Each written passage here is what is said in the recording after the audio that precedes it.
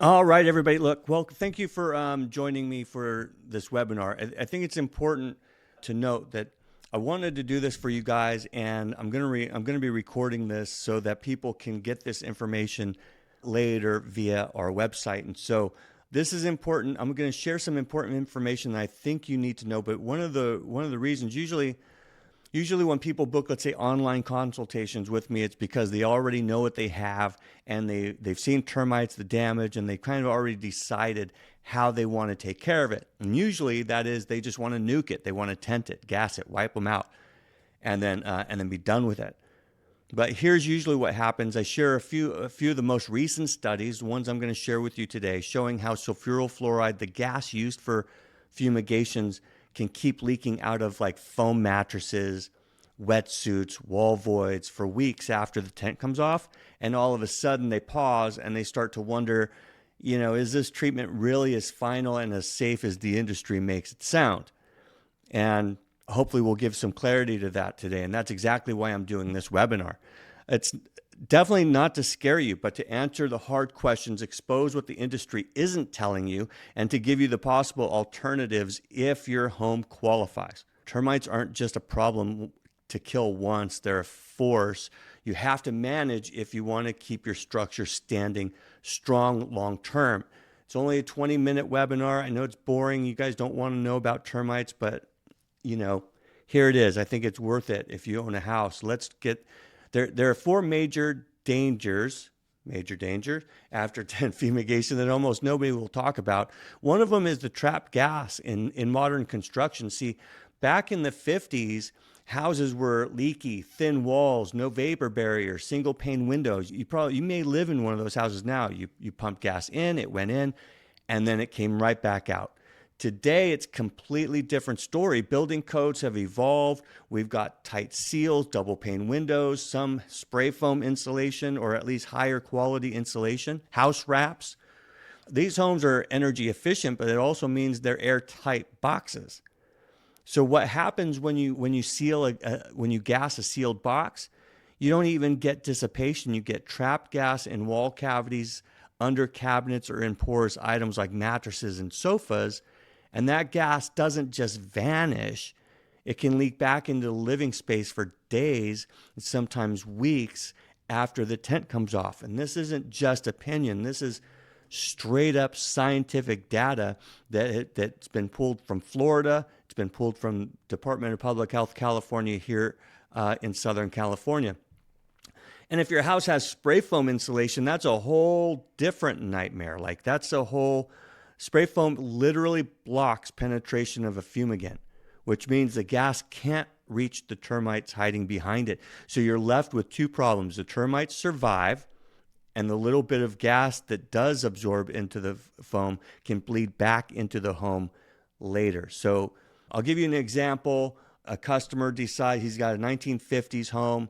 He decides he's going to put a second story on that house, and he does standard lumber, taking into no consideration the pre-infested lumber possibly purchased from the lumber yard. So he builds with it, he does it all, looks great. A few years later, he has termites coming out of a wall. Where did they come from? Because the inspector doesn't find anything on the outside of that addition. Where did they come from? They probably came from pre-infested lumber. So they tent the house. A few months later, termites still coming out of the wall. What happened? Fumigators go out, they do some assessment, they can't figure out, so they tent it again, because that's the remedy if your tenting doesn't work. And maybe that's up to 10% of the time where fumigations, for one reason or another, high winds, sealed buildings, whatever the case may be, 10% of the time they just don't work. And so you have to do it again, which means he's got to move out again. He's got to do all that stuff again, right? So they do that again a few months later. A few months later, after the second fumigation, termites still coming out of the wall. So what happened? In the rush to do the measurement on the house and to provide a bid and to sell a job, we fail, the company that was overseeing it, not Halo, thank God, but the company that was overseeing it failed to ask questions. And the questions are, did you build onto this house? Yes. what kind of insulation did you use? And he would have said, I think we use spray foam insulation. In which case, if the inspector knows anything, now I'm betting that the inspector wouldn't have known to kick back on it. But if he did, if he were me, let's say, and I find out that he used a spray foam insulation, I'm going to tell him, man, in your haste to button up this house and to make it super energy efficient, you basically made fumigation impossible. It's not going to work. Fumigations don't exist in a vacuum. You have to have some air filtration going through the house to carry the fumigant. It's not a magic gas. So they could have,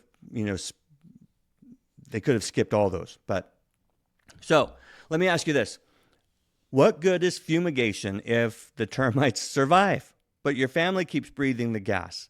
So that is the problem. The problem is that you have things like foam mattresses, you have things like wetsuit material.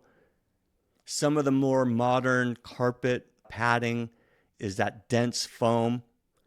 Some insulations in the wall have that quality by which it will absorb the sulfuryl fluoride and then release it over time, over up to 5 weeks. It'll release back into the air. In the Department of Public Health California study in 2016, they did studies showing that a clearance for a house is under 1 part per billion in the airspace. That's what gives you that's what frees you up to move back into the house, is when the fumigator does his test and he shows that it's below 1 part per billion, you get to move back into your house. But what subsequent studies showed, after a family got sick, after kids experienced brain damage, and look, I'm not trying to scare you. I know this sounds like I'm trying to scare people. That is part of the problem with what we're trying to do here at Halo and educating people and keep people safe, is that if you hear one story from a termite guy over here, it says, oh, it doesn't leave a residue and it's safe to move in after 3 days and all this stuff. All the stuff that was true 50 years ago is not true necessarily today. It can be. If your house is built in the 50s or 60s, maybe it's true. If your house was built in the 90s, probably not true. So you need a little bit. So anyway, so you get the standard from one guy, says it doesn't leave a residue. It's safe to move back in. No big deal, man. Gas goes away. And then a guy like me shows up and goes, that's not exactly true, man. You have foam mattresses, wetsuits, that kind of stuff. That's going to off-gas for up to 5 weeks. And Dow, the chemical company, and the Department of Public Health California did their own studies in a home post-fumigation and showed that at clearance, it was below 1 part per million or billion. And then over the preceding weeks, it spiked up above 4 parts per billion, a level at which they would not allow you to move back into your house. But that's what happened. And people moved back into their house, and they experience symptoms, right? And that's the problem. That's what we're trying to keep you from doing. We're not trying to keep you from tenting. We're trying to keep you safe, give you the tools you need to stay safe after the fumigation. Anyway, danger number 2, fluoride residue. Sulfuryl fluoride doesn't just disappear as a gas. It breaks down into inorganic fluoride, and that can leave residue on surfaces. Countertops, plates, toys, bedding, things you and your kids touch every day. And while that may not be a big deal for adults, fluoride can be have neurotoxic effects to little children and babies who are shoving toys in their mouth that we didn't clean because we didn't tell you. We didn't tell you that it leaves a residue, so you didn't clean them off, and now is that our fault? No, the industry teaches us. And so the industry teaches us and we teach you, and then this perpetual motion machine goes, and we're it's uneducated 50-year-old, 60, 70-year-old education that we're updating here at Halo Home Services. So anyway, nobody in the industry tests for it. Clearance tests only measure the air, not the surfaces. So family moves back in, maybe wipe down what they see, and they have no idea fluoride residue can still be there. Everybody starts touching things. There are real world health cases. This isn't theory. Let me give you one. Let me give you one real example other than the California one. In 2015, Palm City, Florida, a family re-entered their home after a fumigation by, let me not say their name, because before they were owned by a worldwide conglomerate that just bought them out a couple years ago, they were still a huge company. And as if they couldn't squash me by themselves a few years ago, they can definitely squash Halo Home Services now if they really wanted to. So anyway, after their house was fumigated by a you get it? Their 10-year-old son, whose name I will withhold, started vomiting. He got dizzy, he collapsed, he suffered permanent brain damage. Now why? There's still residual levels of fumigant in that house. Even though it had passed clearance, the family thought they were safe, and they weren't. This tragedy turned into a national news story and the massive lawsuit. But here's the truth. It wasn't a once-off fluke. It was a natural outcome of a system that relies on clearance numbers instead of real safety protocols. Danger number 4, environmental impact. And if human health isn't enough, here's the kicker. Sulfuryl fluoride is a super greenhouse gas. It lasts in the atmosphere 30 to 40 years, and it's thousands of times more potent than CO2. And guess what? California alone is responsible for 85% of the U.S. emissions. Every time a tent goes up, we're adding decades of invisible impact. So when you add this all together, trapped gas, fluoride residue, real health cases, long-term climate damage, you have to ask, is fumigation really the solution it's marketed as? Or is it just the quick fix nobody questions? And to that point, we're all trained in this industry with one way. It's an institutionalized education where we're using 60, 70-year-old data to train new people in how all this works. And because we're so busy spending our days crawling under people's houses and looking for stuff, we're not going home and cracking open books and looking at the new data. That's not what inspectors do. That's not what anybody in this industry does. So it takes a rare few of us that really care and want to make sure that we're providing not just, look, you may not use Halo Home Services for your fumigation or for any service. That's not the point of this that's not the point of this webinar. The point of this webinar is so that you can have the information to keep yourself safe, whoever you hire, because they don't have the knowledge to do so. Now, if we're fortunate enough to be able to participate in your project, then we would love to do that, obviously. We're a business that loves to help people, and if we were able to help you, then we would love to help you. But let's spend a minute kind of reframing the problem. Now, because the goal of this webinar isn't to tear down fumigation. It's really a good way to treat for stuff if you do it right. The real goal is to reframe the way that we think about termites. Now, everybody in this webinar right now and anybody who will listen to it afterwards has somebody in their neighborhood, maybe you can think of, that is growing termites on their house. They could give a rip about the condition of their house right now. There's always at least one guy who inherited his house from his grandparents and who has no vested interest in or any money to maybe he doesn't have any money to make it better, right? He doesn't have a budget to do the repairs or do the fumigation. This stuff can be expensive. So I don't want to make it sound like he's just neglecting it because he has no choice. Some of them have a choice and they decide not to do something about it. Other people don't have a choice. They don't have the money to do it. In that case, those people are contributing annually to the problem of termites in the neighborhood. So most people think termites are the enemy to destroy, to get rid of them once, problem solved. But termites aren't a one-time problem. They're a force of nature, like rot, rust, mold, weather. And forces of nature don't just go away because you drop a bomb on them. They adapt and they return, in this case, from the neighbor's house. So here's the real new mindset. The termites require structural defense, not one-time extermination. Think about your car. Do you change the oil and say, well, the engine will be fine forever? Of course not. You do it routinely because that's what keeps the system alive. You keep it lubricated. You keep it going. Or think about brushing your teeth. Do you brush your teeth once and assume cavities will never happen? No, it's not. It's routine maintenance. It's something you do every day. Your home, your biggest asset, deserves the same logic. You don't nuke it once and hope for the best. You put it on a defense schedule: inspections, treatments, preventative borates, exterior barriers, layered defenses that make your structure uninhabitable to termites.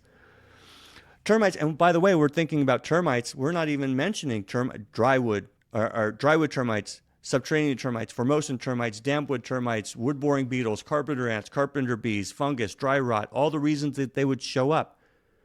And when we find all those things during complete inspections, which you don't get when you ask for a bid. You get a limited inspection. By most companies that are offering free inspections offer free limited inspections to look at the most vulnerable places of the house and give you a proposal based on what they find or based on what you already know. Complete inspections, like ones we do for real estate, those cost usually upward around $300. And those are for people who really want to have a full understanding of what exactly is going on at their house and what exactly they can do about all those issues: wood damage, faulty grade, excessive moisture, earth to wood contact, all these things that are on your wood destroying organism report.